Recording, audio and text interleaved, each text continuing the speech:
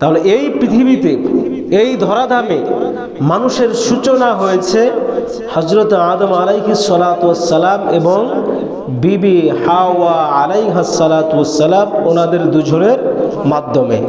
আল্লাহ পাক রব্বুল আলামিন সর্বপ্রথম আদম আলাইহিস সালাতু ওয়াস সালামকে সৃষ্টি করলেন, অর্থাৎ সব কিছু সৃষ্টি করার পরে মানুষ জাতি যে আল্লাহ পাক দুনিয়াতে পাঠাবেন, এই সূচনা লগ্নে আল্লাহ পাক রব্বুল আলামিন কাকে সৃষ্টি করলেন?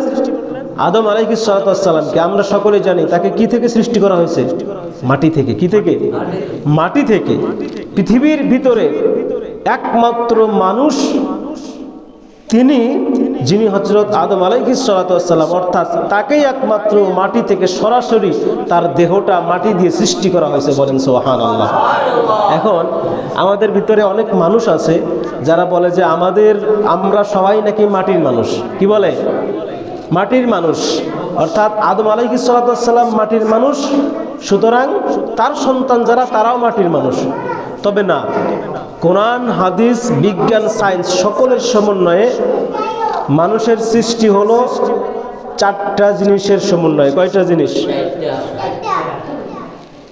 একটা হলো পানি, মাটি, আগুন, বাতাস। আবার পানি, মাটি, আগুন, বাতাস, এই চারটা জিনিসের সমন্বয়ে মানুষের সৃষ্টি। অর্থাৎ আমাদের মানুষের ভিতরে কি কি আছে? এই চারটে জিনিস আছে। আগুন আছে, পানি আছে, মাটি আছে, বাতাস আছে। এই চারটা জিনিস কার ভিতরে? আমাদের মানুষের দেহের ভিতরে এগুলো আছে। কিন্তু সরাসরি মাটি থেকে সৃষ্টি একজন, তিনি কে? আদম আলাইহিস সালাতু ওয়াস সালাম। এখন কেউ যদি আপনাদেরকে বলে যে আমরা মাটির মানুষ, এটা বলবেন একেবারে সম্পূর্ণ কোরআন হাদিস বিরোধী কথা। কারণ সরাসরি মাটি থেকে সৃষ্টি, কোরআনের ভিতরে যত জায়গায় বলা হয়েছে যে মানুষ মাটির সৃষ্টি, মাটি থেকে সৃষ্টি, মাটি থেকে তৈরি, এই কথাটা সব আয়াতের ব্যাখ্যায় সমস্ত তাফসীরকারক বলেছেন এই আয়াতের ব্যাখ্যাগুলো আদম আলাইহিস সালাতু ওয়াস সালাম। অর্থাৎ যত জায়গায় আয়াতের ভিতরে এসেছে মানুষ মাটির সৃষ্টি, মাটি থেকে সৃষ্টি, এই আয়াতগুলো কার কথা বলা হয়েছে? বলেন, আদম আলাইহিস সালাতু ওয়াস সালামের কথা। সমস্ত তাফসীরকারক একমত যে আয়াতগুলোর ব্যাখ্যা আদম আলাইহিস সালাতু ওয়াস সালাম। আর আমরা, অর্থাৎ আমাদের বাবা এবং মায়ের যে গভীর রজনীতে যে মিলনের মাধ্যমে সামান্য পরিমাণে শুক্রাণু এবং মায়ের ডিম্বাণু দুইটা একত্রিত হয়ে যে সন্তান মায়ের রেহেমের ভিতরে জন্মগ্রহণ করে, সেইটা হলাম আমরা মানুষ। এখন আমাদের এটাকে আরবিতে বলা হয় নুতফা। কি বলা হয়? অর্থাৎ নুতফার দ্বারা আমরা তৈরি। আল্লাহর হুকুমে বাবার যে শরীর থেকে নির্গত নুতফা মায়ের রেহেমের ভিতরে যে ডিম্বাণু আছে, সেই ডিম্বাণুর ভিতরে একত্রিত হয়ে তারপরে আমরা মানুষ সৃষ্টি হয়েছি। তাহলে এজন্য বলা হয় যে মানুষ হলো নুতফার সৃষ্টি। কিসের সৃষ্টি? নুতফা, অর্থাৎ শুক্রাণু, যেটাকে বীর্য বলা হয়, এটার সৃষ্টি হলো মানুষ। কিন্তু এর ভিতরে আল্লাহ পাক এরকম চারটা জিনিস নিয়ত করেছেন। একটা হলো পানি, মাটি, আর কি? আগুন, বাতাস। এই চারটা জিনিসের সমন্বয়ে আমাদের মানুষের সৃষ্টি। সুবহানাল্লাহ বলেন। তাহলে এই যে আদম আলাইহিস সালাতু ওয়াস সালাম, তেনাকে সৃষ্টি করলেন। সৃষ্টি করার পরে আল্লাহ পাক রব্বুল আলামিন ওনাকে কি একা রাখছিলেন, না সাথে আরেকজন দিয়েছেন? তার নাম কি? হাওয়া আলাইহাস সালাতু ওয়াস সালাম। আমার প্রশ্ন হলো, আদম আলাইহিস সালাতু ওয়াস সালাম যখন আসলেন দুনিয়াতে, ওনাকে সৃষ্টি করা হলো, জান্নাতে সৃষ্টি করা হলো। সৃষ্টি করার পরে তিনি জান্নাতের ভিতরে একা একা ফিল করতেছেন, মানে বোরিং ফিল করেন, যেটাকে বলা হয় ইংরেজিতে বোরিং ফিল। ভালো লাগতেছে না, একা একা কেমন যেন উদাসীন। আল্লাহ তো বুঝে নাকি? আল্লাহ বুঝে না? আর আল্লাহ পাক সর্বোপরি, আল্লাহ তো দুনিয়াতে মানুষ পাঠাবেন, মাধ্যম কি, সিস্টেম কি? এই সিস্টেম চালু করতে গিয়ে আল্লাহ পাক হযরতে হাওয়া আলাইহাস সালাতু ওয়াস সালাম ওনাকে সৃষ্টি করলেন। বলেন সুবহানাল্লাহ। ওনাকে কোথা থেকে সৃষ্টি করলেন? আদম আলাইহিস সালাতু ওয়াস সালামের বাম পাজরের বাঁকা হাড় দ্বারা সৃষ্টি করলেন। আদম আলাইহিস সালাম ঘুমিয়ে আছেন, তার বাম পাজরের হাড় থেকে হাওয়া আলাইহিস সালাতু ওয়াস সালামকে সৃষ্টি করলেন। ঘুম থেকে উঠে দেখে যে তার বাম পাশে একজন সুন্দরী রমণী একজন নারী শুয়ে আছে। সুবহানাল্লাহ বলেন। আমরা এটা জানি যে তিনি ধরতে যাবেন, ছুঁইতে যাবেন, তখন আল্লাহ পাক রব্বুল আলামিনের ফেরেশতা বলেন, হযরত আদম আলাইহিস সালাতু ওয়াস সালাম, আপনি এই নারীকে স্পর্শ করতে পারবেন না, আপনি একে ধরতে পারবেন না। আদম আলাইহিস সালাম বললেন, কেন ধরতে পারবো না, কেন তাকে স্পর্শ করতে পারবো না, কারণ সে তো আমার পাশে শুয়ে আছে। তখন জিবরাইল আলাইহিস সালাম বললেন, কেন পারবেন না, আল্লাহকে প্রশ্ন করেন। কাকে? আল্লাহকে প্রশ্ন করলেন, আল্লাহ, আমার সামনে আমার পাশে এত সুন্দর রমণী একজন মেয়ে বা নারী শুয়ে আছে, অথচ আমি তাকে স্পর্শ করতে পারবো না, কেন পারবো না? আল্লাহ পাক বললেন, জানা দিলেন, নবী আমার, কেন আপনি স্পর্শ করতে পারবেন না? আর একটা কারণ হলো, একজন নারীকে স্পর্শ করার মাধ্যম হলো বিবাহ। কি? বিবাহ ছাড়া কোনো নারীকে, মা বোন ছাড়া অন্য, মানে নিজেদের অর্থাৎ গায়রে মাহরাম যেগুলো আছে তারা ছাড়া অন্য কাউকে স্পর্শ করা যাবে? স্পর্শ তো দূরের কথা, তাকানো কি হারাম, অন্য নারীদের দিকে তাকানো হারাম। সেখানে আপনি বিবাহ ছাড়া একজন নারীকে ধরতে পারবেন? পারবো না। তাহলে সে কথাই বলছে যে আদম আলাইহিস সালামকে আল্লাহ বললেন, আপনি তাকে স্পর্শ করতে পারবেন, ধরতে পারবেন, তার একটা মাধ্যম হলো বিবাহ। অর্থাৎ মোহর আদায় করে বিবাহ সম্পন্ন হলেই আপনি তাকে স্পর্শ করতে পারবেন। আদম আলাইহিস সালাম জবাব দিলেন, আল্লাহ আইবারি তাআলা, আমি এই জান্নাতের ভিতরে নাই টাকা, নাই পয়সা, নাই সোনা দানা, আমি তাকে কিভাবে স্পর্শ করব, কিভাবে মোহর আদায় করব? আল্লাহ পাক জানায় দিলেন, হে নবী আদম, আপনার স্ত্রী অর্থাৎ হাওয়া আপনার স্ত্রী হবে তখন যখন আপনি তাকে বিবাহ করবেন, মোহর আদায় করবেন। আর মোহরটা আদায় হবে তখনই যখন আপনি আমার হাবিব দোস্ত মুহাম্মদুর রাসূলুল্লাহ সাল্লাল্লাহু আলাইহি ওয়াসাল্লামের উপরে দরুদ শরীফ পাঠ করবেন। দরুদ পাঠ করে যখন তাকে আপনি বিবাহ করবেন, এই দরুদটাই আপনার জন্য মোহর হয়ে যায়। বলেন সুবহানাল্লাহ। তখন হাওয়া আদম আলাইহিস সালাম নবীর প্রতি দরুদ শরীফ পাঠ করে হাওয়া আলাইহিস সালামকে নিজের বিবি হিসাবে গ্রহণ করে নিলে। বলি সুবহানাল্লাহ। এই যে বিবাহর একটা মাধ্যম, আল্লাহ পাক আদম হাওয়াকে বিবাহ করালেন তাদের মাধ্যমে, অর্থাৎ তারা জান্নাতে যখন থাকলেন না, দুনিয়াতে আসলেন। দুনিয়াতে আসার পরে তাদের যখন আবার এক জায়গায় করা হলো, তাদের মাধ্যমে যেই যে সন্তান দুনিয়াতে আসলো, এই যে বিবাহ একটা সিস্টেম বা মাধ্যম। তো আজকের আলোচনার বিষয় আমার এটা, যে স্বামী এবং স্ত্রী পৃথিবীর ভিতরে সবচাইতে সুন্দর এবং সুখের এবং ভালো একটা সম্পর্ক হলো কাদের সম্পর্ক? স্বামী স্ত্রীর সম্পর্ক, মধুর সম্পর্ক এবং বন্ধুত্বের সম্পর্ক। যেদিকেই নেন না কেন, একজন পুরুষের শান্তির জায়গাকে স্ত্রীর কাছে, অর্থাৎ একজন পুরুষ অশান্তি অবস্থায় থাকলে স্ত্রীর কাছে গেলে সে কি শান্তি হয়ে যায়। অর্থাৎ এই শান্তির জন্য আল্লাহ পাক বিবাহের মাধ্যম, বিবাহের সিস্টেম চালু করেছেন। এখন এই বিবাহ করার পরে স্বামী এবং স্ত্রীর ভিতরে কিছু হক আছে, কিছু দাবি আছে। স্বামীরও কিছু হক আছে, স্ত্রীরও কিছু হক আছে। আমরা প্রায় সময়, সব সময় শুধু স্বামীর হকগুলো শুনি, অর্থাৎ একজন স্ত্রীর উপরে স্বামীর কিছু হক আছে, দায়িত্ব আছে, কর্তব্য আছে, সেগুলো আমরা শুনি যে স্বামীর কি কি হক, স্ত্রী এই হকগুলো আদায় করলে তার স্বামীর হক আদায় হবে। এই সোহেব তাফসীর, কথা বলবা না, চুপ, ওখানে বসো, কথা বলবা না। তাহলে স্বামী এবং স্ত্রীর যে হক, আমরা জানি যে একজন স্বামীর অনেক হক আছে, অনেক তার স্থান উপরে দেওয়া হয়েছে। আল্লাহ তার স্ত্রীর উপরে, স্বামীকে অনেক উপরে স্থান দিয়েছেন। কিন্তু নারী যারা স্ত্রী হয় তাদেরও কিছু হক আছে। স্বামী, আপনি স্বামী হয়েছেন, শুধু আপনি আপনার স্ত্রীর কাছে ক্রেডিট নেবেন যে আমি স্বামী, আমি যা বলবো, আমি যা করব সেটাই আমার স্ত্রী মানবে, সব ঠিক আছে। কিন্তু আপনি স্বামী হিসেবে আপনার উপরে স্ত্রীর যেমন হক আছে, আপনি স্বামী হিসাবে আপনার স্ত্রীর উপরে আপনারও কিছু হক আছে। অর্থাৎ স্ত্রী আপনার কাছে অনেক হকের দাবি রাখে, অনেক দায়িত্বের দাবি রাখে। যেই হকগুলো, যেই দায়িত্বগুলো আপনি স্বামী হিসাবে আপনাকে আদায় করতে হবে, আর সেগুলো যদি আদায় না করেন, আর সেই স্ত্রী যদি আল্লাহর কাছে আপনার নামে নালিশ করে কাঠগড়ায় দাঁড় করিয়ে দেয়, আপনি সেদিন পার হতে পারবেন না। কথাগুলো বুঝাইতে পারলাম?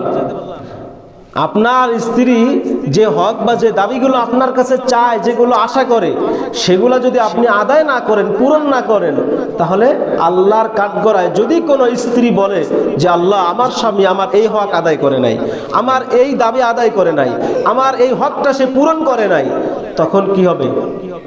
আসামি হয়ে দাঁড়াতে হবে।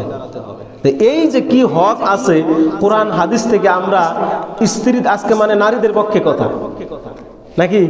আজকে মূলত নারীদের পক্ষে কথা, শুধু পুরুষদের পক্ষে কথা বললে হবে না, নারীদের পক্ষেও আল্লাহ পাক বলেছেন, শরীয়তে বলেছেন, ইসলাম দিয়েছেন, নারীকে অধিকার দিয়েছেন। আপনি সেটা যদি আদায় না করেন, নারীর সে হক আপনি আদায় করলেন না, তাহলে আপনি স্বামী হিসাবে তো আপনি চরম ধরনের অন্যায় করলেন, জুলুম করলেন। কারণ কোরআন যেখানে, হাদিস যেখানে, আমার নবী যেখানে নারীর যে অধিকারগুলো দিয়েছে সেগুলো আমাদের মানতে হবে না, আদায় করতে হবে না? শুধু বিয়ে করছেন, বিয়ে করে রেখে আপনার 1 মাস হয় নাই বিয়ে করছেন, রেখে আপনি 4 বছর 5 বছরের জন্য বিদেশ চলে গেলেন, হক আদায় হইল? কথা কয় না, হইল নি?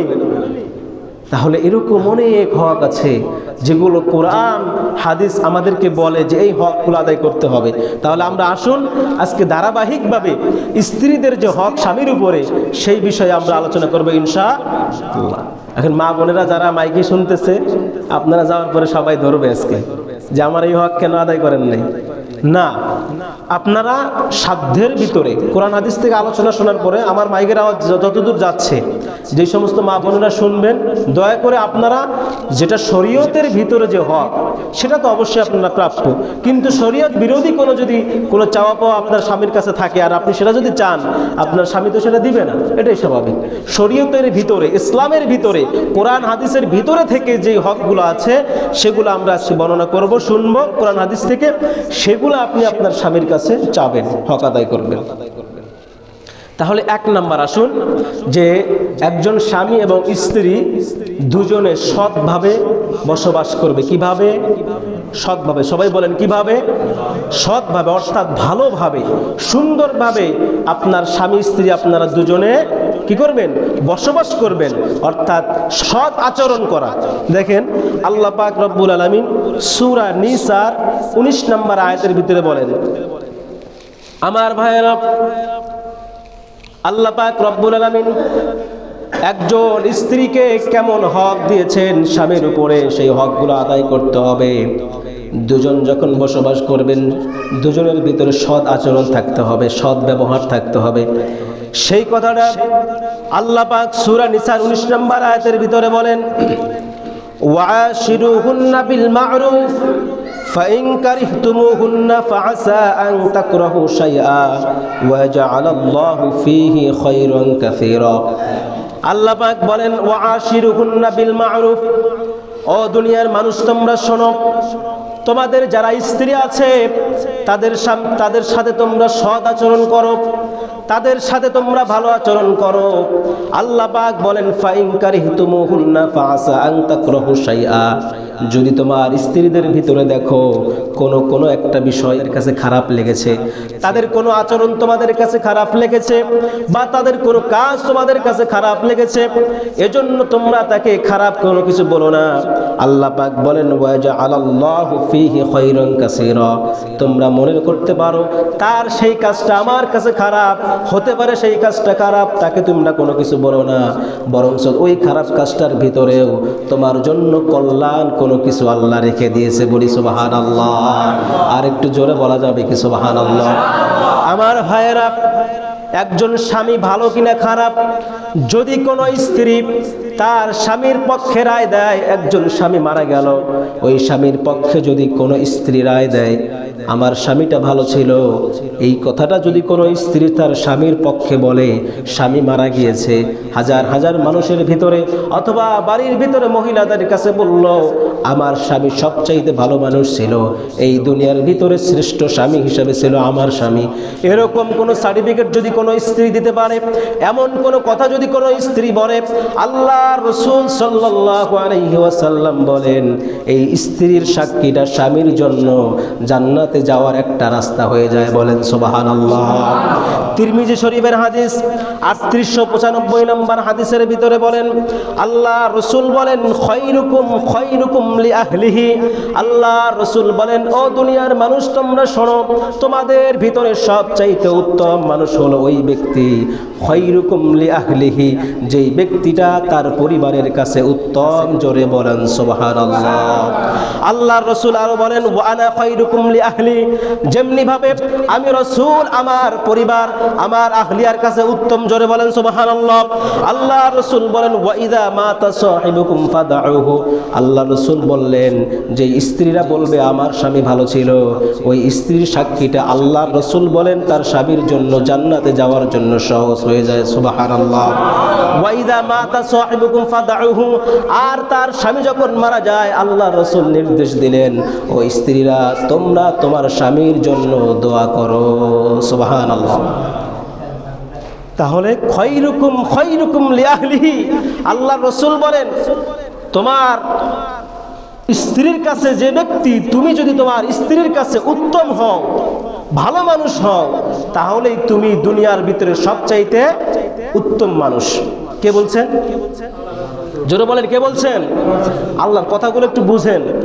এই যে বলছি না শুরুতেই যে আজকে আপনাদের পক্ষে কথা হবে না, আজকে মা বোনদের পক্ষে কথা। কাদের পক্ষে? মা বোনদের পক্ষে কথা। অর্থাৎ এই হকের দাবিগুলো আপনাদের কাছে মা বোনেরা চায়, এই হকগুলো আপনাদের আদায় করতে হবে। তাহলে প্রথম নাম্বার কি? সৎ ব্যবহার করতে হবে। কি ব্যবহার? ভালো আচরণ করতে হবে, স্ত্রীদের সাথে সুন্দর আচরণ করতে হবে। সে কথাটা আমার আল্লাহ বলেছেন, তার রাসূলও বলেছেন। নবীজি বলেন তোমাদের ভিতরে দুনিয়ার ভিতরে সর্বোত্তম মানুষ হলো তারা যারা তাদের আহলিয়া, তাদের পরিবার অর্থাৎ নিজের স্ত্রীর কাছে যেই স্বামী ভালো, এইটাই আমি রাসূল গ্যারান্টি দিয়ে বললাম, সার্টিফিকেট দিলাম, সেই মানুষটা, সেই পুরুষটা পৃথিবীর ভিতরে সবচাইতে উত্তম মানুষ। সুবহানাল্লাহ।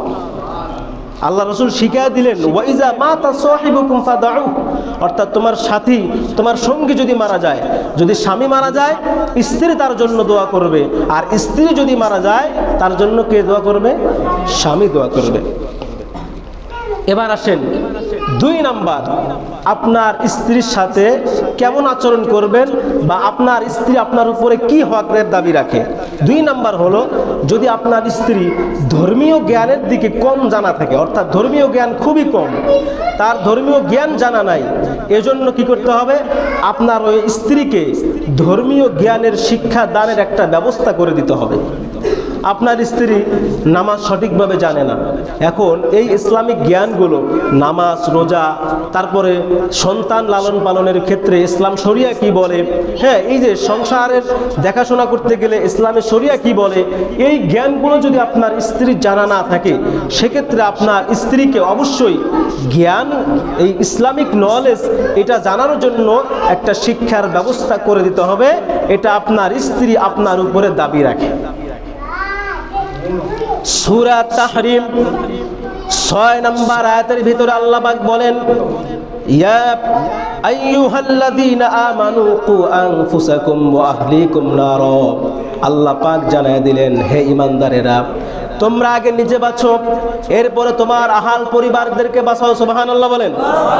আল্লাহ বলেন কু আনফুসাকুম ওয়া আহলিকুম নার, তুমি আগে নিজে জাহান্নামের আগুন থেকে বাঁচো, এরপরে তোমার আহাল পরিবার যারা আছে তাদেরকে বাঁচাও। এই আয়াতে কারিমা যখন নাজিল হয়ে গেল, ইমাম ফখরুদ্দিন রাজি তার তাফসিরের ভিতরে লেখেন 21 নম্বর খণ্ডের 87 নম্বর পৃষ্ঠার ভিতরে তিনি উল্লেখ করেন, এই আয়াতে কারিমা যখনই আল্লাহ পাক নাজিল করলেন, আল্লাহর নবীর সাহাবী হযরত ওমর রাদিয়াল্লাহু তাআলা আনহু তিনি আল্লাহর নবীর দরবারে চলে গেলেন। আল্লাহর নবীকে বলেন ইয়া রাসূলুল্লাহ, ইয়া হাবিবাল্লাহ, সকলে বলেন সাল্লাল্লাহু আলাইহি ওয়াসাল্লাম। আল্লাহর নবীকে ডেকে বলেন ইয়া রাসূলুল্লাহ, আমরা এই আয়াতে কারিমা থেকে যেটা জানলাম, আল্লাহ বলেছেন আগে তোমরা নিজে বাঁচো, তারপরে তোমার আহাল পরিবারদেরকে বাঁচাও। আমি তো নিজে বাঁচবো বুঝলাম, কিন্তু আমার পরিবারদেরকে কিভাবে বাঁচাবো এটা তো আমরা বুঝতে পারলাম না। আল্লাহ রাসূল ব্যাখ্যা করে দিলেন, ও আমার সাহাবী ওমর, শোনো, তুমি নিজে বাঁচবা এটা যেমনি ভাবে বুঝেছো, তোমার আহাল, তোমার পরিবারকে কিভাবে বাঁচাবা, 2টা জিনিসের শিক্ষা দাও। কয়টা? জোরে বলেন কয়টা? 2টা জিনিসের শিক্ষা দাও। 1 নাম্বার হলো আল্লাহ পাক যেই জিনিসগুলো থেকে তোমাদেরকে নিষেধ করেছে, যেই কাজগুলো থেকে তোমাদেরকে নিষেধ করেছে, যেই কাজগুলো তোমাদের করতে আল্লাহ পাক নিষেধ করেছেন, সেই কাজগুলোর শিক্ষা তোমাদের পরিবারকে দাও। বলেন সুবহানাল্লাহ।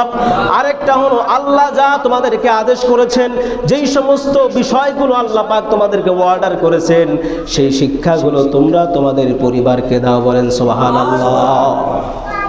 তাহলে ধর্মীয় শিক্ষার ব্যাপারে কি শিক্ষা দিতে হবে? আল্লাহ যা আদেশ করেছেন আল্লাহ যে আদেশ করেছেন সেই আদেশগুলো আপনার পরিবারকে দিতে হবে, আর আল্লাহ যা নিষেধ করেছেন সেইগুলো থেকে আপনার পরিবার যারা আছে তাদেরকে নিষেধ করতে হবে। এই অর্ডার কার? জোরে বলেন, এই আদেশ কার? আল্লাহ আমাদেরকে এই আদেশ দিয়েছেন। সুতরাং এটা আপনার স্ত্রী আপনার কাছে পাও না। এখন এই যে আল্লাহ যে আদেশ যা করেছেন, ইবাদতের আদেশ কার? কথা বলেন না সবাই, একটু আমার সাথে কথা বলেন। ইবাদতের আদেশ কার? আল্লাহ যে আমাদেরকে ইবাদত করার আদেশ দিয়েছেন, এ বিষয়ে কি কোনো সন্দেহ আছে? কোরআনের ভিতরে আমরা জানি যে 80 বারেরও বেশি নামাজের কথা, রোজার কথা, হজের কথা, জাকাতের কথা, জিহাদের কথা, প্রত্যেকটা বিষয়ের কথা কোরআনের ভিতরে আছে না নাই? আছে। তাহলে ইবাদত করতে বলেছেন আল্লাহ, এই আদেশ কে দিয়েছেন? আল্লাহ দিয়েছেন আমাদেরকে। এই যে ইবাদতের আদেশ আল্লাহ আমাদেরকে দিলেন, এটা কি শুধু আমাদের ভিতরে নাকি আমাদের স্ত্রীদেরকেও দিতে হবে? ইবাদতের প্রতি কিভাবে উৎসাহ দান করবেন, কিভাবে তাদেরকে উৎসাহিত করবেন যে তারা ইবাদতে বেশি বেশি মনোযোগী হবে? দেখেন, আবু দাউদ শরীফের একটি হাদিস এসেছে, আল্লাহ রসুল সাল্লাল্লাহু আলাইহি সাল্লাম 1308 নম্বর হাদিস। আল্লাহ রসুল বলেন, রহিমাল্লাহু রাজুলান, আল্লাহ রসুল বলেন যে আল্লাহ পাক রব্বুল আলামিন ওই পুরুষদের উপরে রহম করেন যেই পুরুষেরা কি করে? কামা মিনাল লাইল, রাত্রিবেলা জাগরণ করে, অর্থাৎ ঘুম থেকে রাত্রিবেলা জাগ্রত হয়। ফাসাল্লাহ, অতঃপর 2, 4, 6, 8, 10, 12 রাকাত তাহাজ্জুদের নামাজ আদায় করে। ওয়া আইকাযা ইমরাআতুহু, এরপরে যখন দেখে যে তার স্ত্রী ঘুম থেকে জাগ্রত হচ্ছে না, আল্লাহ রাসূল বলেন ফাইন আবাত নাদহা ফি ওয়াজহিহাল মা। জোরে বলেন সুবহানাল্লাহ। আমার ভাইয়েরা, আল্লাহর রাসূল সাল্লাল্লাহু আলাইহি ওয়াসাল্লাম বলেন ওই পুরুষের উপরে আল্লাহ পাক রব্বুল আলামিন সবচাইতে বেশি রহম করেন। ওই পুরুষের উপরে আল্লাহ পাক রহমত নাজিল করতে থাকেন, অফুরন্ত ধারায় তার উপরে রহমত নাজিল করেন।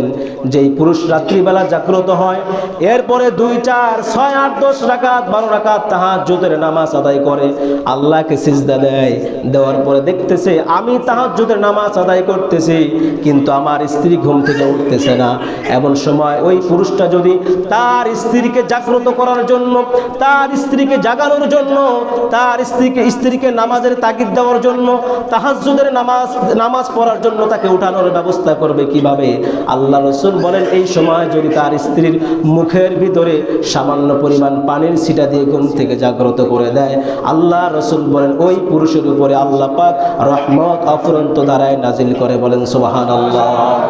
আল্লাহ রাসূল বলেন শুধু পুরুষের ক্ষেত্রে না, যদি কোনো স্ত্রী জাগ্রত হয়ে তাহাজ্জুদের নামাজ আদায় করে, রাত্রিবেলা জাগ্রত হয়ে ঘুম থেকে জাগ্রত হলো, তাহাজ্জুদের নামাজ আদায় করতেছে, আল্লাহকে সিজদা দিচ্ছে, এমন সময় দেখতে পেল তার স্বামী ঘুম থেকে জাগ্রত হচ্ছে না, আল্লাহ রাসূল দেখেন শুধু পুরুষকেই দিবেন এমনটা না, মহিলা যারা রয়েছে তাদেরকেও আল্লাহ রহম দান করবেন। এজন্য কোনো স্ত্রী যদি ঘুম থেকে উঠে নামাজ আদায় করে আর যদি স্বামী ঘুম থেকে না ওঠে, ওই স্ত্রী যদি তার স্বামীর মুখের উপরে সামান্য পরিমাণ পানির ছিটা দিয়ে ঘুম থেকে জাগ্রত করতে পারে নামাজের জন্য, আল্লাহর রাসূল বলেন ওই স্ত্রীকেও আল্লাহ পাক রব্বুল আলামিন অফুরন্ত ধারায় রহমত দান করে। বলেন সুবহানাল্লাহ। এভাবে আল্লাহর রাসূল ইবাদতের প্রতি উৎসাহিত করেছেন। আমাদের ভিতরে এটা আছে নাকি? হ্যাঁ, স্ত্রীদেরকে জাগ্রত করব কি? নিজেই তো তাহাজ্জুদের জন্য উঠি না, উঠি? হ্যাঁ, যারা কিছু আছে, অনেকেই, সবাই যে না তা না, অনেকেই পড়ে, অনেকেই কি করে? তাহাজ্জুদের নামাজ আদায় করে রাত্রিবেলা, রাতের 2টা, 3টা, 4টার দিকে ফজরের আগে উঠে 2, 4 রাকাত 8 রাকাত তাহাজ্জুদের নামাজ অনেকেই পড়ে। কিন্তু আমরা যারা পড়ি না, স্ত্রীকে জাগ্রত করব কি? ঠিক না? কথা বলে না, ঠিক কি না? তাহলে আমাদের কি করতে হবে? স্ত্রীদেরকে ইবাদতের প্রতি উৎসাহিত, অর্থাৎ এই পরিবারগুলো একটা জান্নাতি পরিবারের মতো। রাত্রিবেলা আপনি নামাজের জন্য উঠছেন, যদি আপনার স্ত্রীকে জাগ্রত করেন, দুজনে যদি নামাজ পড়েন, এই যে আল্লাহ রাসূল একটা হাদিসের ভিতরে বলেন যে কোনো স্বামী এবং স্ত্রী যদি একে অপরকে দেখে সামান্য পরিমাণে মিষ্টি হাসি দেয়, অর্থাৎ মুস্কি হাসি দেয়, মিষ্টিভাবে একটু হাসে, এটাও আল্লাহ পাক রব্বুল আলামিন তাদের আমলের খাতায় সওয়াব দিয়ে ভরিয়ে দেয়। বলেন সুবহানাল্লাহ। তাহলে রাত্রিবেলা যখন দুজনে উঠে তাহাজ্জুদের নামাজ পড়বেন, দুজনের ভিতরে একটা ভালো লাগা কাজ করবে না? তা এই কাজটাকে আমরা করতে পারবো তো ইনশাল্লাহ? হ্যাঁ, যারা বিয়ে করে নাই তারা চিন্তা করতেছে আমরা তো বিয়েই করি নাই, নাকি? আপনারা তাড়াতাড়ি বিয়ে করেন। হ্যাঁ, ওই যে কয়েকজন আছে, নাম বললে কিন্তু লজ্জা পাবেন, তাড়াতাড়ি বিয়ে ব্যবস্থা আছে। আপনাদের ইনকাম তো আর কম না, যে ইনকাম আছে নিজের চরিত্র হেফাজতের জন্য হলেও বিয়ে করার দরকার আছে না নাই? বিয়ে করতে হবে। কিন্তু আমরা এখন বিয়েটাকে জটিল অবস্থায় নিয়ে গেছি। বিয়েটা কঠিন, কিন্তু জেনাটা সবচাইতে সহজ হয়ে গেছে। তাহলে এজন্য বিয়ের তাড়াতাড়ি করা দরকার আছে না নাই? হ্যাঁ, সন্তানদেরকে তাড়াতাড়ি বিয়ে করাইয়েন, না হলে উপযুক্ত বয়স হওয়ার পরে যদি সন্তানদেরকে বিয়ে না করান আর আপনার সন্তান যদি জেনায় লিপ্ত হয়, এটার পুরোপুরি গুনাহটা আপনি বাবা হিসাবে আপনাকে নিতে হবে, আপনি মা হিসাবে আপনাকে নিতে হবে। সুতরাং সন্তানের উপযুক্ত বয়সে বিয়ে দেওয়ার দরকার আছে না নাই? উপযুক্ত বয়স হলে বিয়ে দিয়ে দিন, দেরি করেন না। হ্যাঁ, এখন তো প্রেম ভালোবাসা অনেক বেশি, ঠিক না? প্রেম ভালোবাসা তো এটা মানে আপনার ওই যে হাতের ময়লার মতো হয়ে গেছে।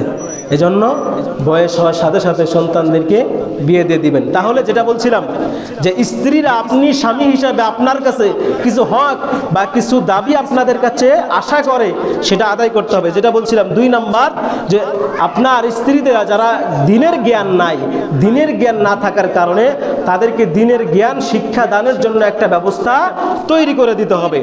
এবার আসেন 3 নাম্বার। 3 নাম্বারটা বললে আবার মা বোনদের একটু ভালো লাগবে না, কেননা আমাদের দেশে কিন্তু একাধিক অর্থাৎ বহু বিবাহটাকে স্ত্রীরা অপছন্দ করে, আছে না? কথা কয় না, এটা তো আপনাদের পক্ষের কথা, একটু জোরে বলেন না। অর্থাৎ একাধিক বিবাহর ক্ষেত্রে নারীরা খুবই এটা অপছন্দ করে। আল্লাহ পাক রব্বুল আলামিন কি বলছেন কোরআনের ভিতরে? এখানে আল্লাহ পাক বলছেন, ফানকিহু মা তাবা লাকুম মিনান নিসাই মাসনা ওয়া সুলাসা ওয়া রুবা। যদি তোমার সামর্থ্য থাকে, যদি তুমি বন্টন ঠিকমতো করতে পারো, তাদের ভিতরে বন্টন ভালোভাবে আদায় করতে পারো, একটার উপরেও করতে পারলে 2টা করো, যদি সেটা সম্ভব হয় আরও পারলে 3টা করো, আরও বেশি পারলে 4টা, সর্বনিম্ন কয়টা? 4টা স্ত্রী আপনি চাইলে একসাথে রাখতে পারবেন। কিন্তু আল্লাহ পাক শর্ত লাগাইয়া দিয়েছেন, ফাইন খিফতুম আল্লাহ তা'দিলু ফাওয়াহিদাতান। যদি তোমরা এই একাধিক স্ত্রীর ভিতরে তোমরা যদি সুন্দরভাবে একে অপরের যদি হক সুন্দরভাবে আদায় করতে না পারো, ইনসাফ করতে না পারো, ইনসাফ ভিত্তিক বন্টন যদি না করতে পারো, তাহলে একটাই যথেষ্ট। কয়টা যথেষ্ট? একটাই যথেষ্ট। আর যদি সবার ভিতরে আপনি বন্টন ঠিকভাবে আদায় করতে পারেন, সবাইকে যদি আপনি সঠিকভাবে দিতে পারেন, তাহলে 4টা বিবাহ করলেও কোনো সমস্যা। কিভাবে দেখেন, বন্টন কিভাবে করতে হবে, বেইনসাফি করা যাবে না। আপনি বাজার থেকে একটা সাবান কিনছেন, কয়টা? একটা সাবান কিনছেন, সেই সাবানটা একেবারে পুরোপুরি মাঝখানে পাল্লায় মেপে মাঝখান দিয়ে কাটতে হবে, কেটে কোনো মানে কম বেশি করা যাবে না। তারপরে 2 স্ত্রীকে দিতে হবে।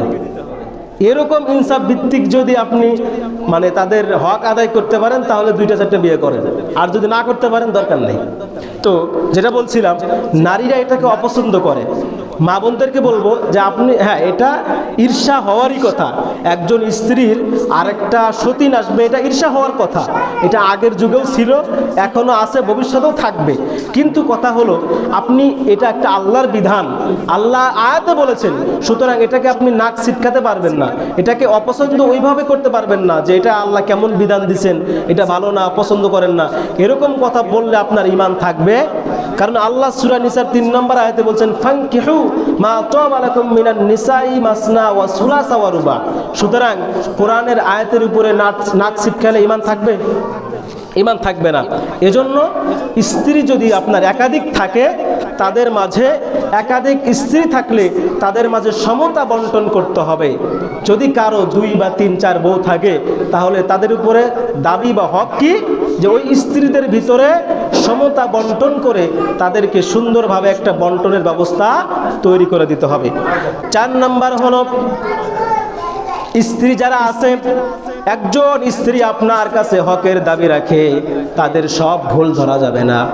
আমাদের সমাজের ভিতরে দেখবেন, একজন স্ত্রী যদি কোনো অন্যায় করে, সামান্য পরিমাণে একটা অন্যায় করেছে, স্বামী সেই সামান্য অন্যায়টাকে অনেক বড়ভাবে দেখে, আছে না নাই? অল্প সামান্য পরিমাণে একটা ভুল করেছে, অর্থাৎ আপনার স্ত্রী দেখা গেল আপনার 10টা কাপড় ধুয়েছে, তার ভিতরে একটা কাপড়ের ভিতরে সামান্য ময়লা লেগেছে, আপনার 9টা কাপড় ভালো ধুয়েছে, আপনি সেটার দিকে তাকালেন না, একটা কাপড়ের ভিতরে ময়লা আছে, এজন্য আপনি আপনার স্ত্রীকে গালিগালাজ করে, এমন আছে না নাই? এমনও আছে দেখা গেল সারাদিন কাজ করে, প্রত্যেক দিনই কাজ করে, হঠাৎ একদিন কাজ করতে গিয়ে টিউবওয়েলের কাছে যখন চলে গেছে, ট্যাপের কাছে চলে গেছে, আমাদের প্লেট থালা বাসন ধুইতে গেছে, হঠাৎ এমন সময় কাঁচের গ্লাস হাত থেকে পড়ে একটা গ্লাস ভেঙে গেছে। এমনও স্বামী আছে এই জন্য স্ত্রীকে মারধর পর্যন্ত করে, এমন ঘটনা ঘটে নাকি ঘটে না? এমন অবস্থা আমাদের বাংলাদেশে আছে। কিন্তু আল্লাহর রাসূল বলেন তোমাদের স্ত্রীদের সব ভুল ধরা যাবে না, কিছু কিছু ভুল আছে সেই ভুলগুলো ছেড়ে দিতে হবে। মুসলিম শরীফের ভিতরে একটা হাদিস এসেছে, 3590 নম্বর হাদিস। আল্লাহর রাসূল বলেন লা ইয়াফরাক মুমিনুম মুমিনাতান ইন কারিহা মিনহা খুলুকা রাদিয়া মিনহা আখার। আল্লাহর রাসূল বলেন তোমরা যারা মুমিন আছো, তোমাদের মুমিনা যে স্ত্রী আছে ওই স্ত্রীদের সব ভুল তোমরা ধরতে যেও না। এমনও কিছু বিষয় আছে ইন কারিহা মিনহা, তোমরা তাদের সেই ভুলটা হয়তো বা ধরেছো, তোমার কাছে খারাপ লেগেছে, স্ত্রীর সেই বদ অভ্যাসটা তোমার কাছে খারাপ লেগেছে, আল্লাহর রাসূল বলেন সেটা বাদ দিয়ে দাও, ছেড়ে দাও। কেননা রাদিয়া মিনহা আখার, তার যে আরো বাকি ভালো ভালো কাজ আছে, ভালো ভালো গুণ আছে, ওই গুণগুলোর দিকে তাকিয়ে তার একটা খারাপ গুণ, একটা বদ অভ্যাস তাকে মাফ করে দাও। বলেন সুবহানাল্লাহ। এত সুন্দর আদর্শ আমার রাসূল শিক্ষা দিয়েছে, এত সুন্দর সিস্টেম আমার রাসূল শিক্ষা দিয়েছেন। তাহলে এই সিস্টেমগুলো যদি আমরা কোনো আমাদের পরিবারে অ্যাপ্লাই করতে পারি, আমাদের কোনো ফ্যামিলিতে অ্যাপ্লাই করতে পারি, আশা করা যায় আমাদের পরিবারগুলো জান্নাতি পরিবার হয়ে যাবে। কথা বলেন ঠিক কি না? পারবো তো ইনশাআল্লাহ। এখন অনেকে চিন্তা করে আমার স্ত্রী কি গো, আমার খেতে কাজ করতে হইব, অমুকে কাজ করতে হইব, আমার বউরে নিয়ে যাওয়া লাগবে, পর্দা কখন করাবো, এত কিছু কখন মেনটেন করবো, আছে না এমন? না, আপনি শরীয়তের ভিতরে থেকে যতটুকু সম্ভব, যতটুকু না করলেই না, আপনাকে করতে হবে।